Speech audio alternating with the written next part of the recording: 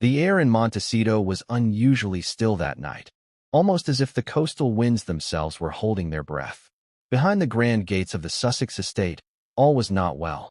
To the outside world, Prince Harry and Meghan Markle's lives seemed idyllic. An $18 million mansion tucked away in one of California's most exclusive neighborhoods, a fairy tale escape from the relentless scrutiny of the British monarchy. But fairy tales, as we know, are often illusions built on fragile foundations. And on this night, that foundation shattered. It began with muffled voices that rose into a crescendo of shouting. Neighbors, accustomed to the quiet privacy of the area, reported hearing what sounded like a heated argument. Some said Meghan's voice cut through the night air, sharp and unrelenting, while Harry's responses came in fits and starts, pleading, then angry, then eerily silent. Hours later, the growl of a Range Rover engine broke the uneasy calm as a lone vehicle rolled down their long driveway and disappeared into the darkness. Prince Harry was behind the wheel, his face pale and drawn, heading towards an unknown destination. He didn't take Meghan. He didn't take the children. He didn't look back. Before we continue, please hit the like button, subscribe to the channel, and turn on the notification bell for updates. What could possibly drive a man who sacrificed everything, his titles, his homeland, his royal privileges, for love, to abandon it all in such a dramatic fashion? What words were exchanged that night in Montecito's gilded halls to spark this sudden rupture? And why is Elton John, one of Harry's closest confidants, and perhaps the only person outside the family he truly trusts, speaking out now with a cryptic but heartfelt warning? This is not just a story about a fight between husband and wife. It's about a prince at war with himself, torn between two identities, royal duty and personal freedom, and caught in the crossfire of a marriage that some say was doomed from the start. In the next few minutes, we'll uncover the hidden tensions that have been bubbling beneath the surface for months, the secret fears that Harry has shared only with those. Here is the continuation. The night Harry left Montecito was cloaked in an eerie stillness, but within the walls of his sprawling mansion, the atmosphere had been anything but calm. Hours earlier, the estate had seemed picture-perfect. The warm California sun had kissed the terracotta tiles of their home, the sound of children's laughter echoing faintly from the back garden. Yet beneath that idyllic facade, something volatile had been simmering for months, something that would finally explode and send Harry driving alone into the blackness of the night. The Range Rover's tires crunched over the gravel driveway as the heavy gates of the estate parted silently. A lone security guard stood by, his expression unreadable, but his posture suggested he'd seen enough drama in the past few hours to know this wasn't a casual evening drive. Harry didn't acknowledge him as he passed. His hands were locked tightly on the wheel, his jaw clenched, eyes fixed ahead with a piercing determination that seemed almost foreign to him. Earlier that day, tension had been rising like storm clouds over the Montecito mansion. Sources close to the couple say it began as a discussion over Harry's upcoming trip to London for a charity event. Meghan, reportedly blindsided by the plan, questioned his motives for wanting to go alone. To her, this wasn't just about a flight across the Atlantic. It was about loyalty, about their shared mission to break free from the monarchy's shadow. But to Harry, this trip was about something deeper. A gnawing ache in his soul that refused to quiet down. Friends say he had been longing for reconnection with his family, with the Britain he once called home, even if he knew a full reconciliation might never be possible. The push and pull between those two worlds, the one he was born into and the one he chose, had been tearing at him for months. As the sun dipped below the horizon and the house grew shadowed in dusky light, the conversation turned into a fight. "I can't believe you'd even consider going back there," Meghan allegedly said, her voice rising in anger. "After everything they've done to us, after how they treated me, you want to crawl back to them?" Harry's response was quiet at first, but tinged with frustration. "It's not about crawling back. It's about making peace with myself. I can't keep running from who I am." "You're running from this family," Meghan shot back, her tone sharp. "From our family. Every time things get hard, you talk about them. When will you start fighting for us instead of trying to please people who never cared about you?" The words hit him like a slap. For a moment, the room fell silent except for the faint hum of the air conditioning. But then Harry's voice broke through, louder now, with an edge of desperation. I gave up everything for you. My titles, my home, my family. Don't you dare say I'm not fighting for us. I'm suffocating here, Meghan. I need space. I need to breathe. The argument spiraled from there. Neighbors later reported hearing raised voices coming from the mansion well into the night, though the exact words were lost in the distance. One said they saw a light flick on in an upstairs room and a figure pacing back and forth, gesturing wildly as if caught in a battle of words too fierce to contain. Then, suddenly, it went quiet. Half an hour later, Harry was gone. As he navigated the winding roads out of Montecito, his mind raced. He could still hear Meghan's voice echoing in his head, angry, hurt, pleading. A part of him wanted to turn back, to apologize, to try again. But another part, the part that had been buried under years of expectation, public scrutiny, and self-denial, whispered that maybe this was his only chance to break free. He didn't know exactly where he was headed. There had been no plan, no packed bags. All he had was his phone, his wallet, and a single overwhelming thought. I can't stay here tonight. Rumors began to swirl almost immediately. A paparazzi photographer stationed near Santa Barbara Airport claimed he saw Harry's car pull into a private hangar. Was he boarding a plane? And if so, was his destination London, or perhaps somewhere else, somewhere no one would think to look for him? Meanwhile, back in Montecito, Meghan was reportedly left reeling. One source described her as stunned into silence after Harry walked out, pacing the dimly lit kitchen as she made frantic phone calls. Another claimed she was in tears but refused to let staff see her break down. It wasn't the first time tensions had flared between them, but this felt different. This wasn't just a disagreement over schedules or strategy. This was Harry leaving. Not for an hour, not for a walk to cool down, but truly leaving. And for those who had been watching the couple closely, the signs had been there all along. Friends say Harry had been growing increasingly restless in recent months. He spoke often about the UK, not always fondly, but with a bittersweet nostalgia that Meghan struggled to understand. He missed the green fields of the English countryside, the camaraderie of his army days, and, perhaps most painfully, his family, even as he admitted they'd caused him deep wounds. He feels like a man with no country, said one confidant. He's not fully at home in Britain anymore, and he's not fully at home in California either. It's like he's floating between two worlds, and it's exhausting him. Elton John had seen it too. Just days before the dramatic night in Montecito, Elton had reportedly spoken with Harry on the phone. The singer, who has long been a mentor and father figure to him, was said to be deeply concerned about Harry's mental state. Harry sounded lost, a source close to Elton revealed. Elton told him to take care of himself first. He said, "You've given so much to everyone else. It's time to think about what you need." It was advice that would echo loudly in Harry's mind as he drove into the darkness, unsure of where the road would lead, but certain that he couldn't go back. Not yet. As dawn broke over California the next morning, questions flooded social media. Where was Harry? Would he return? And what did this mean for his marriage to Meghan, a marriage that, to the outside world, had seemed unshakable in its defiance of royal tradition? What no one could have guessed then was that this was only the beginning of a much larger story, one that would involve painful revelations, family interventions, and a stunning confession from Elton John himself. But before we get there, we must ask, what happens when love collides with a man's need for freedom? Because in the Montecito night, that's exactly what Prince Harry was grappling with.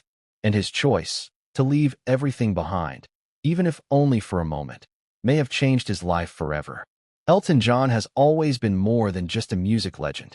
To Prince Harry, he has been a sanctuary, a mentor, a confidant, and in many ways, a surrogate father figure in the years following the loss of Princess Diana. Their bond, forged in grief and solidified in shared causes like AIDS awareness and mental health advocacy, was the kind of friendship few people in Harry's life could rival. So, when Elton spoke, Harry listened. And now, the world was listening too. The revelation didn't come as a bombastic press statement or an orchestrated media stunt. That wasn't Elton's style. Instead, it was in the quiet corner of an interview with a British journalist, tucked between anecdotes of his music career and reflections on his legacy.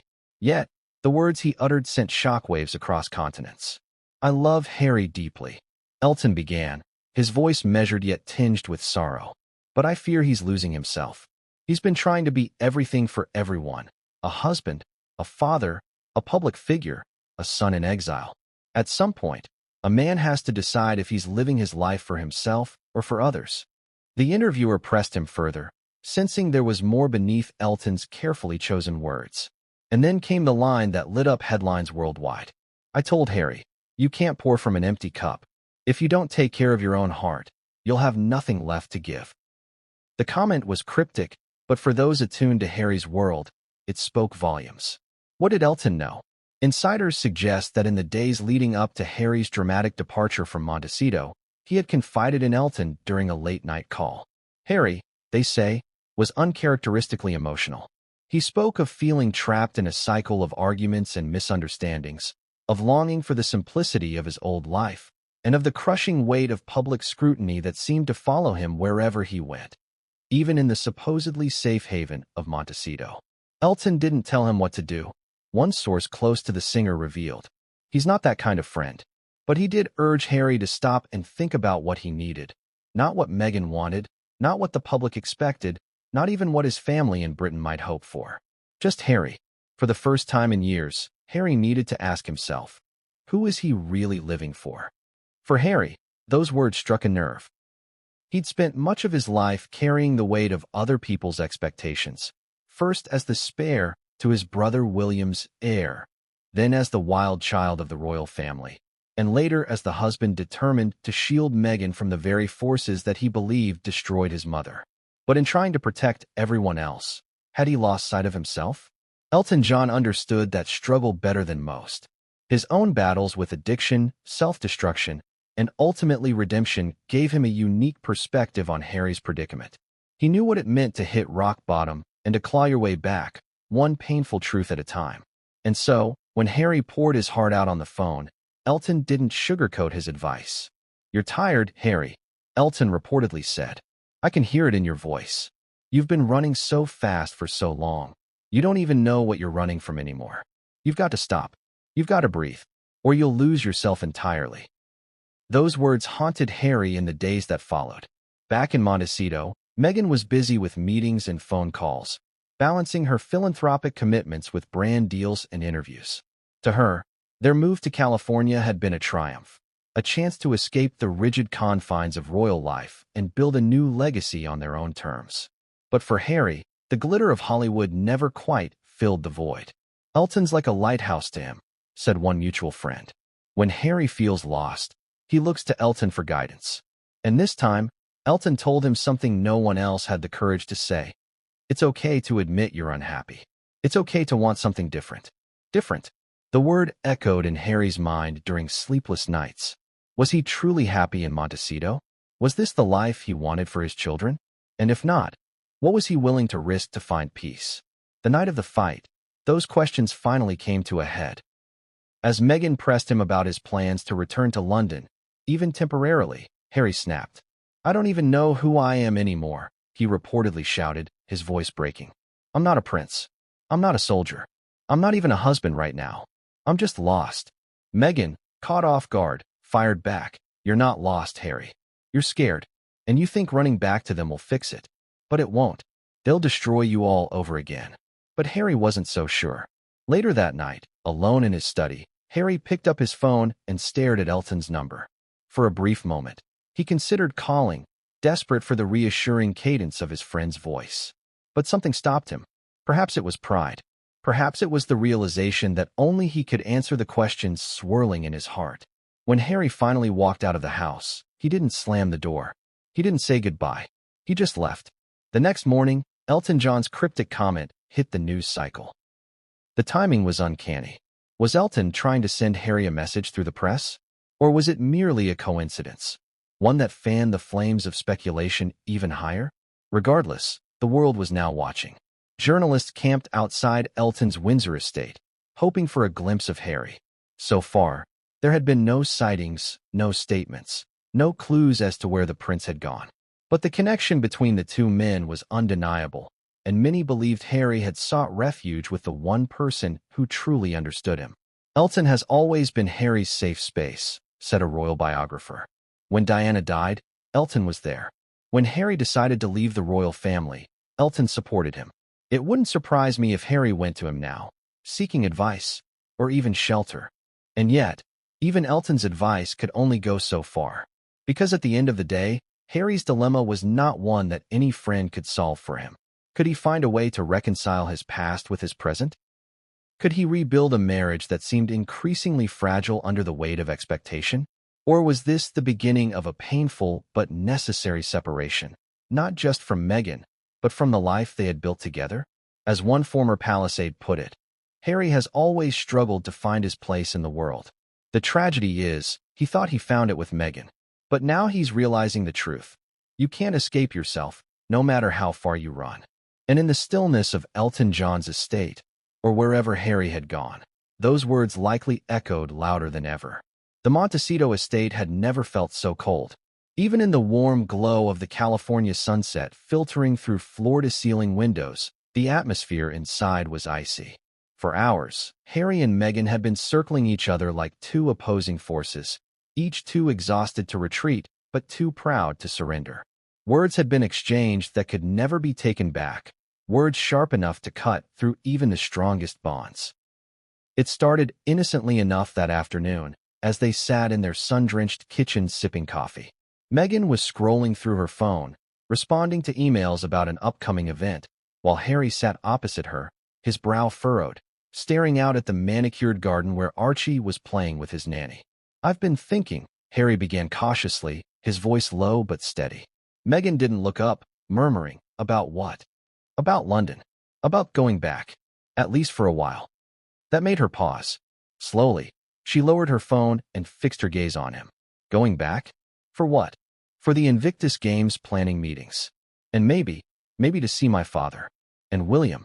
There was silence, heavy and suffocating, as if the entire room had exhaled at once and refused to breathe again.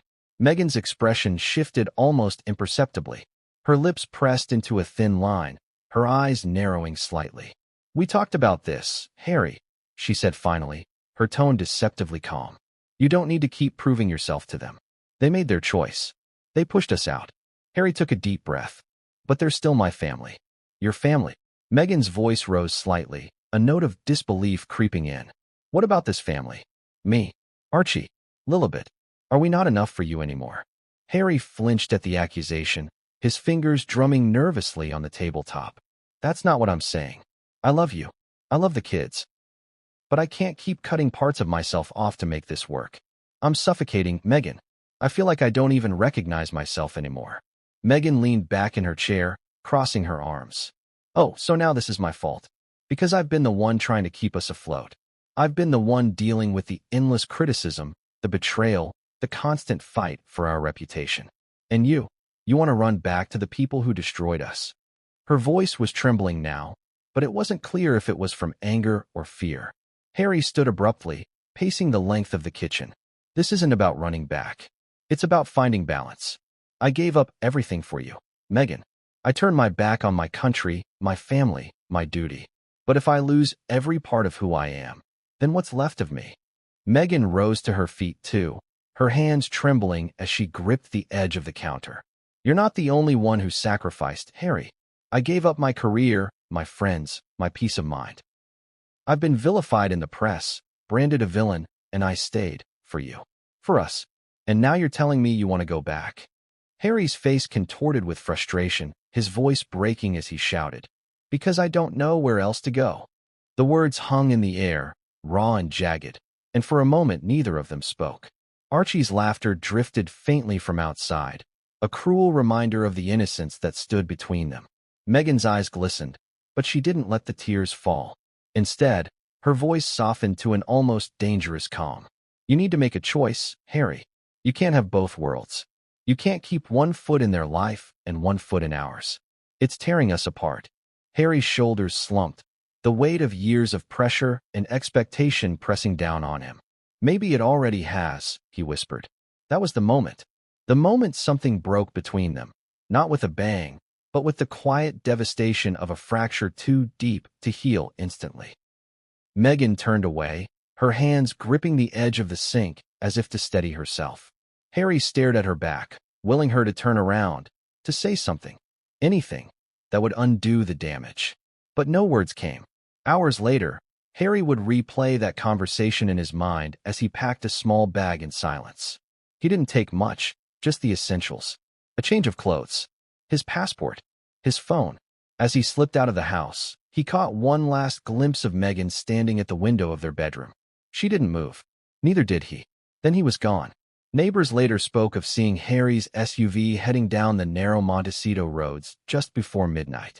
One said they saw him pull over briefly, his head in his hands, before driving off again.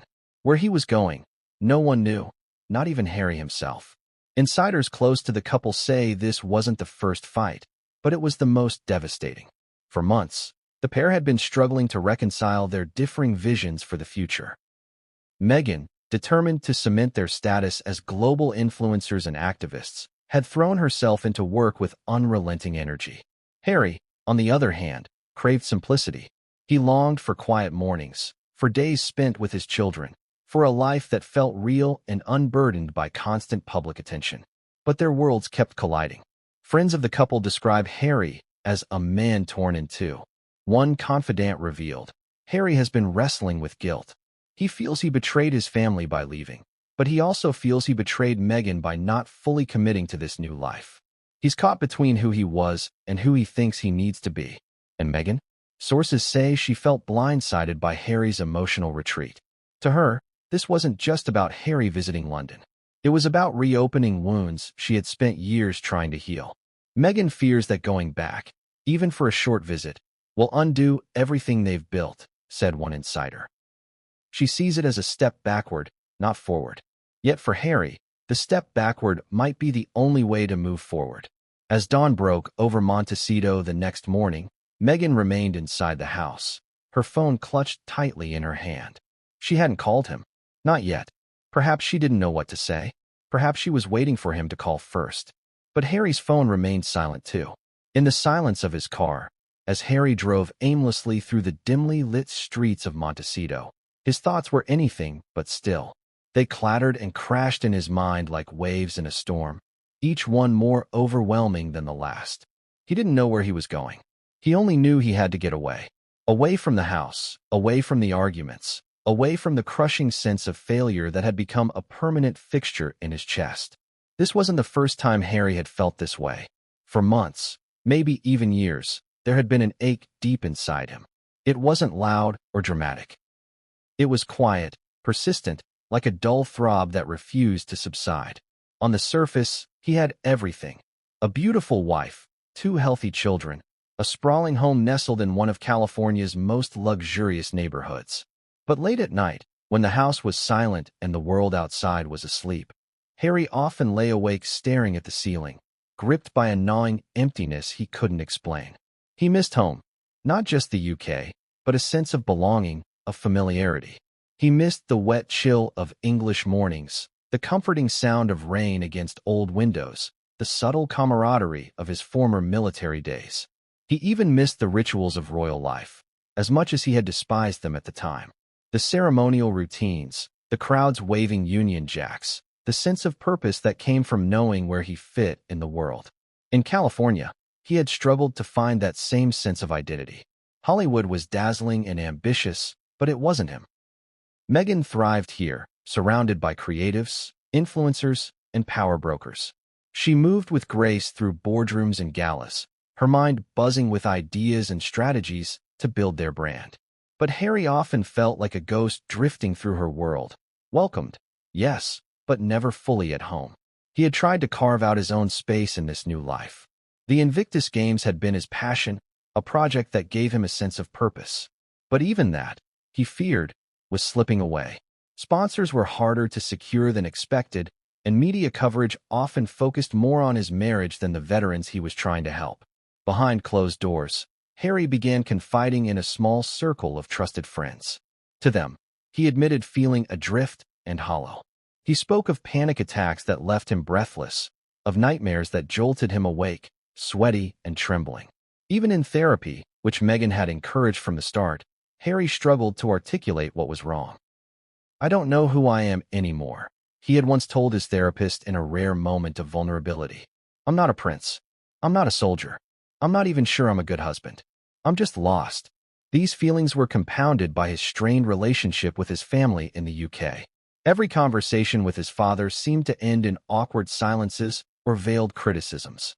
His brother, William, remained a distant figure, cordial but guarded. And though Harry knew he had contributed to the rift, he couldn't help feeling abandoned. In Montecito, he often scrolled through old photos on his phone. Him and William as boys running through Balmoral's grassy fields. His grandmother's warm smile during trooping the color. Even images of his late mother, Diana, whose presence he felt now more than ever. It wasn't that he wanted to undo his decision to leave royal life. On some level, he still believed stepping away had been necessary for Meghan's survival and their family's sanity. But as the years passed, the question gnawed at him. Had he thrown away too much of himself in the process? The pressure was relentless. The tabloids called him weak, spineless, henpecked. In Britain, he was branded a traitor. In America, he was viewed as Meghan's accessory. Every move he made seemed to invite criticism, and Harry, despite his outward defiance, absorbed it all. Even the simplest moments with Meghan sometimes felt strained now. A quiet breakfast could turn into a tense discussion about money, security, or media deals. An evening walk could end with an argument over parenting choices or travel plans. Friends noticed the shift in Harry's demeanor. "He's not the same Harry I used to know," one longtime pal admitted. "He was always the life of the party, cracking jokes, lifting everyone's spirits. Now he just seems tired. It's like the weight of the whole world is on his shoulders." Another confidant was more blunt. "Harry sacrificed his country, his family, and his sense of self. I'm not sure what's left for him now." Elton John, who had become Harry's emotional anchor, had warned him about burnout. During one of their private conversations, Elton urged him to step back from the noise. "You've spent your whole life trying to protect others," Elton had said. "But when's the last time you protected yourself?" Harry didn't have an answer. In the weeks leading up to his departure from Montecito, the signs were all there. He had grown more withdrawn, retreating into long walks along the beach or disappearing into his home office for hours on end. Meghan noticed it too. "Talk to me, Harry," she had pleaded one evening as they sat on their patio. "Don't shut me out." "I'm trying," he said, his voice barely above a whisper. "But I don't even know where to start." The night he left, those words came back to haunt him. As he drove, he thought about his children. Archie's infectious giggle, Lilibet's tiny fingers curled around his own. He loved them more than anything in the world. But he couldn't shake the fear that one day they would grow up and see him the way he saw his own father, absent, distracted, consumed by duty. Was he destined to repeat the same mistakes? The question tormented him as the road stretched on ahead. From the very beginning, Harry and Meghan's relationship was built on love, but also on contrasts. He was a prince born into centuries of tradition, raised in the rigidity of palace walls and steeped in duty. She was a self-made woman from Los Angeles, a world of lights, ambition, and reinvention. At first, those differences seemed to complement each other, sparking a dynamic that captivated the world. But over time, the same contrasts began pulling them apart like tectonic plates shifting under the surface. In California, Meghan flourished in ways few expected. Gone were the constraints of royal protocols, the endless criticism over what she wore or how she smiled. Here, she was free to pursue her passions, philanthropy, activism, media production, with an energy and vision that amazed even those closest to her. She wasn't content to fade into the background as a duchess in exile. She wanted to build a legacy of her own. Netflix, Spotify, and Penguin Random House were just the beginning. Meghan envisioned herself as a global force, someone who could use her platform to champion causes she cared about, while simultaneously crafting a brand that would resonate for decades. Her days were filled with Zoom calls, meetings with Hollywood executives, and brainstorming sessions with her team. She worked tirelessly, determined to prove her critics wrong and ensure her family's financial independence. Harry admired her drive, at least at first, but where Meghan saw opportunity, Harry often saw pressure. For Harry, the move to California had been about escape. Escape from the British tabloids that had vilified them. Escape from the palace courtiers who had dismissed Meghan's pain. Escape from a system he felt had failed to protect his wife and children the way it had failed to protect his mother. What he wanted was simple: peace. A quiet life where he could raise his children, work on projects like the Invictus Games, and heal from the wounds of the past. He dreamed of family dinners without photographers lurking nearby, of weekends spent surfing or hiking rather than flying to appearances and galas. But peace was not in Meghan's nature. Not yet. Harry wants to slow down, to breathe, said one friend. Meghan's foot is still on the accelerator. She's building an empire, and in her mind, they're not there yet. This difference in vision became a recurring point of tension. Harry's discomfort in the spotlight grew more obvious over time. At public events, Meghan radiated confidence, speaking passionately about social issues or charming audiences with her warmth and poise. Harry, though always polite and attentive, sometimes appeared distracted, his gaze wandering, his hands fidgeting. Behind the scenes, he confided in a friend, "I thought moving here would mean less scrutiny, but it feels like I'm still on display. I didn't trade one stage for another." Meghan couldn't understand his hesitance. "Harry, we have a chance to make real change," she told him one evening as they sat in their Montecito living room, the glow of the fireplace dancing in her eyes. "People are listening to us in a way they never have before. Don't you see how powerful that is?" "I do," Harry replied quietly. "But at what cost? I'm not sure I can keep living like this." Those words stung. To Meghan, their work wasn't just about influence. It was survival. She remembered the dark days in the UK, when headlines painted her as a villain and social media was awash with hatred. Building a brand wasn't vanity, it was armor. Every deal, every appearance, every partnership was another layer of protection for her family. Yet she couldn't ignore the growing distance between her and Harry. "He's pulling away," Meghan reportedly confided to a close friend. "He says he supports me, but I can feel it. He doesn't want this life anymore." The issue came to a head during discussions about a proposed docuseries for Netflix. Meghan saw it as an opportunity to tell their story on their terms, to reclaim the narrative that had been twisted against them for so long. Harry, however, feared it would open the floodgates to more criticism. "I don't want our lives to be a performance," he told her during one heated conversation. "I left Britain to get away from that circus. Why would we invite it back in?" "Because if we don't tell our story, someone else will," Meghan countered, her voice sharp with frustration. "Don't you get it, Harry? The only way to control the narrative is to own it." He shook his head, his fingers running through his hair in exasperation. "But at what point do we stop living for the cameras and start living for ourselves?" That question hung in the air like a challenge neither of them could answer. In public, they continued to present a united front.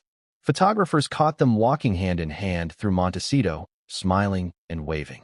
At charity events, they spoke warmly about their shared values and their love for their children. But those closest to them saw the cracks widening. Harry's old friends from the UK noticed he had become harder to reach, his responses to messages delayed or perfunctory. "He's isolated," one said. "I think he feels like he doesn't belong in her world, but he's too proud, or too scared, to admit it." Meanwhile, Meghan's inner circle worried that Harry's retreat was undermining the work they were doing. "She's carrying this on her own," said one confidant. "She needs him to be her partner, not her shadow." As Harry grappled with these conflicting emotions, he began withdrawing further. He spent more time alone, walking along the beach or sitting for hours in his office, staring at old photos of his family. The children became his anchor, brief moments of joy that kept him tethered even as he felt himself drifting from Meghan. Then came the night of the fight, the one that sent Harry fleeing into the Montecito darkness. It wasn't about any single issue, but about years of unspoken resentments and clashing priorities. Meghan accused Harry of sabotaging their future by resisting projects that could secure their financial independence. Harry accused Meghan of prioritizing fame over family, of dragging him into a world he no longer recognized. "Why did we leave Britain, Harry? To live small? To disappear?" Meghan shouted. "No," he shot back. "We left because I thought we wanted freedom. But this doesn't feel free to me. It feels like a different kind of prison." Those words hit like a physical blow. Meghan turned away, her shoulders trembling. And Harry realized, perhaps too late, that they were no longer speaking the same language. As Harry drove further into the night, The only sound in the car was the steady hum of the engine and the occasional chime of his phone buzzing against the console. He didn't answer. He couldn't. Meghan had called 3 times already, but he couldn't bring himself to pick up. He wasn't ready to hear her voice, not after everything that had been said. He knew that if he stopped driving, if he pulled over and let his thoughts catch up with him, he might turn around. And he couldn't do that, not yet. It was during this drive, as he stared blankly at the winding roads ahead, that Harry's mind drifted to his father. For months, he had avoided thinking about King Charles in any meaningful way. Their conversations since Harry and Meghan's departure from royal life had been sporadic, awkward, and often tense. But beneath the bitterness, beneath the pride and the hurt, Harry still longed for his father's approval. That longing grew louder in the silence of the car. The first time Harry called Charles after leaving royal duties, it hadn't gone well. Harry had tried to explain his reasoning, his desire to protect Meghan and their children from the pressures that had consumed his mother. But Charles, in his measured way, had struggled to understand. "You've always been impulsive, Harry," Charles had said, his voice heavy with disappointment. "This isn't just about you. You have responsibilities, obligations." "I know that," Harry had replied, his frustration simmering. "But what about my family? What about my wife's safety? You talk about duty as if it's everything, but you've never seen how it feels to be hunted by cameras every single day." Their conversation ended with promises to stay in touch, but the calls became less frequent. Weeks turned into months, and Harry found himself hesitating every time he thought about reaching out again. Now, as the Montecito mansion faded in his rearview mirror, Harry felt the weight of unfinished business with his father more than ever. Back in London, Charles had noticed the change in his younger son, even from afar. The monarch, though consumed by the endless demands of state affairs, often asked aides for updates on Harry. He had kept a dignified silence during interviews about the Sussexes, refusing to be drawn into public spats. But privately, those close to him said Charles was deeply troubled. His Majesty never stopped caring about Harry, one palace insider revealed. But he doesn't know how to reach him. He feels like every attempt ends in rejection or misunderstanding. In recent weeks, Charles had reportedly been considering extending an olive branch. With the family preparing for a series of high-profile events in the UK, there was quiet talk of inviting Harry and Meghan back, not as working royals, but as family. "Charles wants to heal the rift," said one royal commentator. "But he's wary. He's been burned before, and he's determined to protect the institution." When Harry finally pulled over at a deserted gas station hours later, he stared at his phone for a long time. His thumb hovered over the call button for Charles's number. Would his father even answer? They hadn't spoken in weeks, not since a brief, stilted exchange about the children's birthdays. And yet, in this moment, Harry felt an overwhelming need to hear his father's voice. Not as a king, not as a symbol of an ancient monarchy, but as a father. After a long pause, he pressed the button. The phone rang once, twice, 3 times. Then Charles's familiar, slightly weary voice answered. "Harry." There was a pause. Harry felt his throat tighten. For a moment, he didn't trust himself to speak. "It's me," he said finally, his voice hoarse. Charles was silent for a beat. "Is everything all right?" Harry exhaled shakily. "No, not really." That call would become the turning point. What was meant to be a brief check-in stretched into nearly an hour of conversation. For the first time in a long while, father and son spoke honestly, stripped of royal protocols and media narratives. Harry admitted he was struggling. He spoke of feeling adrift in California, of the pressures of balancing his marriage and his sense of identity, of his longing for home. Charles listened quietly, occasionally interjecting with soft words of comfort. "You're my son," he said gently at one point. "You'll always have a place here, no matter what's happened." It wasn't forgiveness, not entirely, but it was a start. After the call, Charles summoned his closest advisors. Whatever had transpired between him and Harry seemed to have stirred something in the king. "He's worried about Harry," an aide confirmed. "There's talk of arranging a private meeting, just the 2 of them. No cameras, no advisors. Just father and son." But there were complications. The press would inevitably catch wind of Harry's return, and tensions with Prince William still loomed large. Meanwhile, Meghan remained in Montecito, unaware of the call that had taken place. According to sources, She was struggling to process Harry's sudden departure. "She's hurt," said one friend. "She feels like he abandoned her in the middle of a storm. But she's also scared.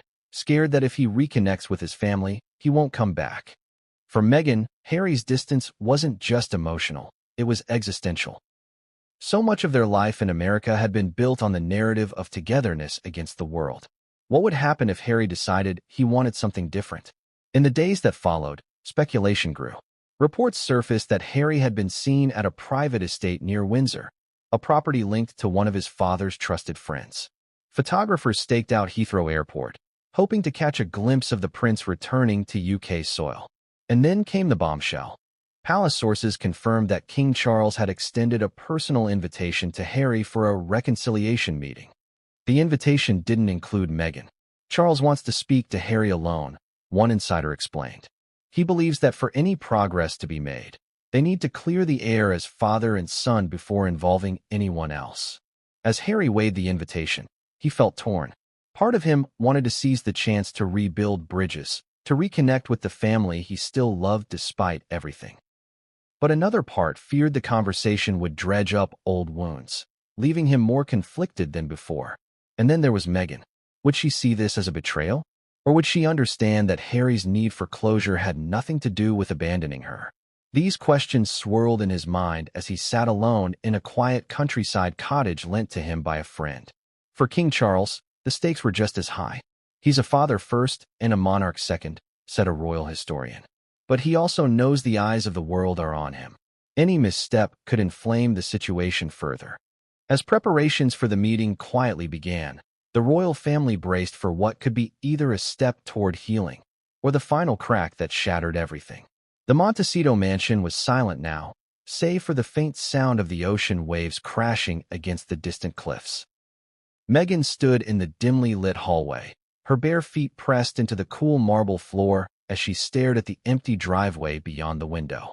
The Range Rover was gone. The man she had built this new life with was gone too, at least for now.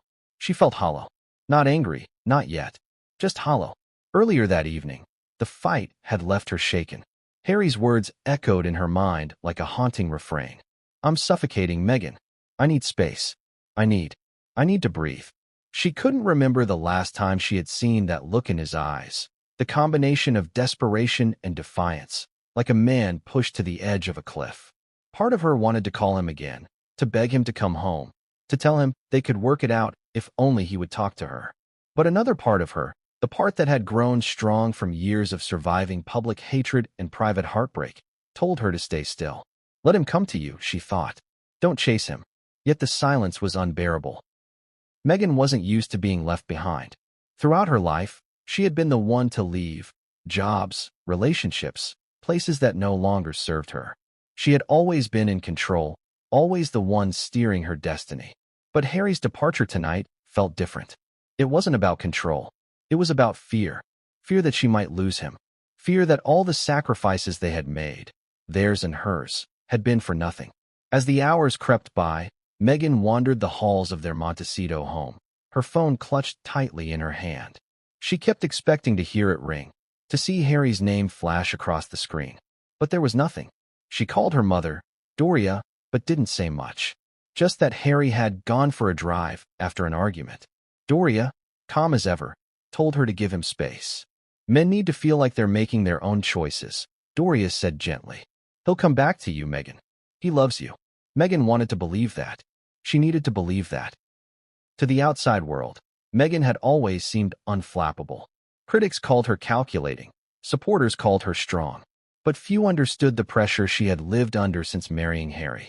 In Britain, she had been treated as an outsider from the start.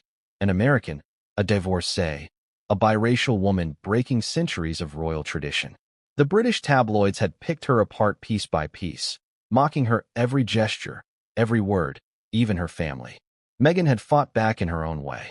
She had stood tall, smiled through the pain, and kept going. She had learned to be resilient because she had no other choice. But Harry was different. He had been born into privilege, yes, but also into trauma. The loss of his mother at such a young age had left scars he carried into adulthood. Meghan knew that better than anyone. She had spent countless nights holding him as he wrestled with grief, anger, and guilt. She thought they had healed together, thought they had built a life far from the shadows that haunted him. But maybe she had been wrong. In recent months, Meghan had sensed Harry pulling away. He still loved her, she didn't doubt that, but he was restless, distracted. She would catch him staring out at the ocean for long stretches, his expression unreadable. He spoke often of his family in England, especially his father and brother. At first, Meghan tried to be understanding, encouraging him to reach out, even though she had no desire to reconnect herself. But when Harry began talking about visiting alone, she felt the ground shift beneath her feet. What if he went back and decided he missed it? What if he remembered what it felt like to be a prince and realized he wanted that life again, a life she could never give him? The thought terrified her. Back in the Montecito house, Meghan tried to keep herself busy. She reviewed emails, checked in with her staff, even attempted to read Archie and Lilibet a bedtime story, but her voice wavered, and the children sensed something was wrong. After tucking them in, Meghan sat alone in the living room, staring at the flickering light of a candle. She replayed the fight in her mind, searching for the exact moment when it had gone too far. Why did we leave Britain, Harry? To live small? To disappear? She had asked him. No, he had replied. We left because I thought we wanted freedom. But this doesn't feel free to me. It feels like a different kind of prison. A tear slipped down Meghan's cheek. Was he right? Had she been so focused on building their future that she hadn't noticed him unraveling? Outside their home, the press had no idea of the storm brewing within. The Montecito mansion, with its immaculate hedges and guarded gates, gave no hint of the tension inside. But whispers were already starting. A photographer stationed near Santa Barbara Airport claimed to have seen Harry's car speeding past hours earlier. Speculation spread like wildfire online. Had Harry left Meghan? Was he returning to the UK? Was this the end of the Sussex fairy tale? Meghan's phone buzzed with messages from friends and associates asking if she was okay. She didn't reply. By midnight, Meghan finally allowed herself to collapse onto their bed. She stared at the ceiling, listening to the faint sound of waves in the distance. She tried to imagine where Harry was right now. Was he driving aimlessly along the California coast? Sitting in a hotel room staring at the wall? Or worse, was he speaking to someone in London about going back? She wanted to trust him, but the uncertainty gnawed at her like a persistent ache. In Harry's absence, Meghan found herself reflecting on their journey together. She remembered the early days, when their love felt unstoppable. The way he had looked at her during their wedding, like she was the only person in the world. The nights they stayed up talking about their dreams, their fears, their plans to escape the goldfish bowl of royal life. They had sacrificed so much to be together. Surely it couldn't end like this. But deep down, Meghan knew that Harry was at a crossroads. And for the first time in their marriage, she wasn't sure which path he would choose. Would he return to her, ready to fight for their future? Or would he keep driving into the night, chasing a freedom that didn't include her? This is 2,101 words for Chapter 7, Meghan Left Behind. The news broke in the early hours of the morning, and by sunrise, it had engulfed the world like wildfire. Prince Harry flees Montecito after fight with Meghan, screamed one headline in bold letters across the front page of a UK tabloid. Is this the end for Harry and Meghan? Asked another, splashed across a glossy American magazine cover just hours later. Social media platforms erupted with speculation. Twitter became a battlefield of hashtags. Hashtag Harry and Meghan, hashtag Montecito meltdown, and most ominously, hashtag Harry gone viral. In less than 24 hours, millions of users had weighed in, each offering their own theories about what had happened in the Sussex mansion and where Harry might have gone. It was chaos. In Montecito, the press descended like vultures. Camera crews parked themselves outside the gates of the Sussex estate, lenses trained on the sprawling mansion, hoping for a glimpse of Meghan or the children. Photographers stalked the quiet streets of the affluent neighborhood, asking neighbors if they had seen or heard anything unusual. One neighbor, clearly irritated by the sudden invasion of privacy, told reporters, "This isn't a soap opera. They're human beings. Leave them alone." But the media didn't leave. If anything, the frenzy only intensified. In London, the story dominated morning talk shows. "Has Harry had enough of the Hollywood life?" asked one commentator, her voice laced with barely disguised glee. Was Meghan's ambition too much for him to handle? Or is this just another publicity stunt? Others were more sympathetic. Let's not forget that Harry has been through enormous trauma, countered a psychologist invited to speak on a rival network. Losing his mother so young, the constant harassment by the press, and now the pressure of building a new life in a foreign country. It's no wonder he might need space. Polls appeared online within hours. In Britain, nearly 60% of respondents said they believed Harry would eventually return to the royal family. In the United States, opinions were more divided, with many expressing concern for Meghan and questioning whether the couple's marriage could survive the relentless scrutiny. Celebrity reactions added fuel to the fire. Piers Morgan, a longtime critic of Meghan, wasted no time in taking to Twitter. "I said from day one this would all end in tears. Harry has finally seen the light. Welcome back, lad." On the other side of the spectrum, Oprah Winfrey, who had famously interviewed Harry and Meghan in 2021, posted a more measured statement on Instagram. "Marriage is complicated. So is family," wishing Harry and Meghan the space and love they need to heal. Even Kim Kardashian chimed in with a cryptic tweet. "Sometimes walking away is the bravest thing you can do. #Harry." In Montecito, Meghan remained inside the estate, shielded from the chaos outside. "She's devastated," said one source close to her. But she's also furious about how quickly the media has twisted the story. To Meghan, this isn't about Harry leaving her. It's about a man who needed a break from the noise. Yet, even within Meghan's inner circle, there were whispers of concern. "Harry was always more fragile than people realized," said an anonymous friend. "Meghan's been strong for both of them, but maybe she didn't see how much he was struggling." Meanwhile, in Britain, palace aides scrambled to manage the fallout. Though Buckingham Palace released a terse statement, "We do not comment on private family matters." Behind closed doors, courtiers were reportedly bracing for Harry's possible return. "If Harry comes back to the UK, even temporarily, it changes everything," said one royal correspondent. "It opens the door to reconciliation, but it also risks deepening the rift with Meghan." Prince William was said to be cautious but willing to speak with his brother if necessary, though insiders warned the meeting would require delicate handling. King Charles, still preparing for a quiet meeting with Harry, reportedly instructed aides to keep details of their communications strictly confidential. Online, fans took sides with fervor. In one corner were those who blamed Meghan entirely, accusing her of trapping Harry in a world he never wanted. "Harry finally woke up," wrote one commenter. "He's going home where he belongs." In the other corner were Meghan's defenders, who accused Harry of abandoning his wife and children in their time of need. "She gave up everything for him," another commenter said. "Now he walks out. Typical man." Somewhere in the middle were those who expressed deep concern for Harry's well-being. "Forget the drama," one user tweeted. "This man has been through hell. Someone check on him." For Harry, the storm swirling around his absence was invisible. Staying in a quiet cottage far from Montecito, he was unaware of the headlines, the hashtags, the public debates dissecting his every move. For the first time in years, he wasn't the center of attention, not in his own mind, at least. But eventually, he would have to face the noise. And when he did, he would be forced to answer the question the world was now screaming. Was he coming back? Harry stared out at the rolling English countryside, his eyes heavy with exhaustion. The small cottage he was staying in, a quiet retreat lent to him by an old friend, offered the kind of peace he had been craving for months. But peace was deceptive. In the stillness, his mind wouldn't stop racing. He thought about Meghan, about the children, about the life they had tried to build in California. And he thought about Elton. If there was one person who had always cut through the noise, it was Elton John.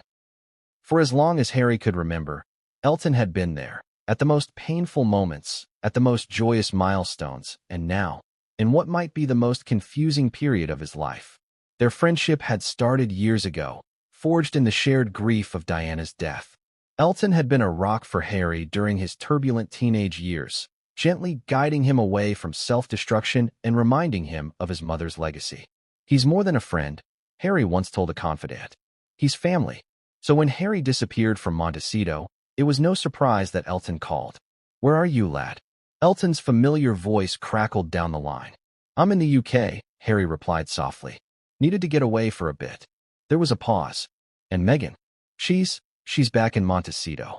Elton didn't press him, but Harry could feel the weight of the silence. You sound tired, Elton said finally. Not just physically. You sound tired in your soul. I am, Harry admitted. I don't know who I'm supposed to be anymore, Elton. A husband? A father? A prince? I feel like I'm failing at all of it. Elton sighed. Harry, you've been running for years, running from the palace, from the press, from yourself. At some point, you have to stop and ask what you want. Not Meghan. Not the royal family. You. Harry rubbed his face, feeling the sting of tears. But what if what I want hurts everyone else? You can't save everyone, lad, Elton said gently. You've tried. God knows you've tried. But if you lose yourself in the process, what good are you to Meghan or those kids? That conversation replayed in Harry's mind over and over in the days that followed. Elton wasn't judging him. He wasn't taking sides. But his words carried a quiet urgency that Harry couldn't ignore. Don't make decisions out of guilt, Elton had warned. Make them out of love. And make sure that love includes you. It wasn't the first time Elton had expressed concern. In a private moment months earlier, Elton had confided to a friend, Harry's lost in a world that doesn't fit him. He loves Meghan, but he's suffocating under the weight of their life together. I'm scared he's going to break if something doesn't change. Now, Harry wondered if Elton had been right all along. He thought about the man he used to be, the boy who laughed easily, the soldier who thrived on camaraderie, the prince who felt proud to serve his country. He had left that life behind willingly for love, but somewhere along the way, he had stopped recognizing his reflection in the mirror. Was it possible to love someone deeply and still feel trapped by the life you shared with them? The thought unsettled him. Elton called again a few days later. You don't sound much better, Harry, he said with concern. I'm not, Harry admitted. I'm thinking about seeing my father. Do it, Elton said without hesitation. You need clarity. Maybe Charles can help you find it. Harry hesitated. What about Meghan? What will she think? Elton's voice softened. If Meghan truly loves you, she'll understand you need to figure out who you are. If she doesn't, well, that's something you'll have to face. Harry closed his eyes. He didn't want to face that possibility, not yet. Back in Montecito, Meghan was growing increasingly anxious. Sources close to her said she had reached out to Elton herself, asking if he had spoken to Harry. Elton was kind, but didn't reveal much, one insider said. Meghan's terrified Harry will listen to advice that pulls him further away from her. For Meghan, Elton's influence was a double-edged sword. She respected his bond with Harry, but she worried that Elton's focus on Harry's individual happiness might conflict with the life they had built together. Meghan feels like she's fighting for their marriage alone right now, the insider added. She's scared she's losing him.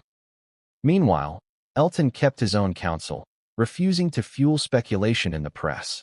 When asked about Harry and Meghan during a charity gala, he offered only a brief, cryptic comment. They're navigating something incredibly difficult. I just hope they find peace, whatever that looks like. For Harry, those words rang in his ears. Peace. It was all he had ever wanted. But what if finding it meant letting go of the life he thought he was supposed to want?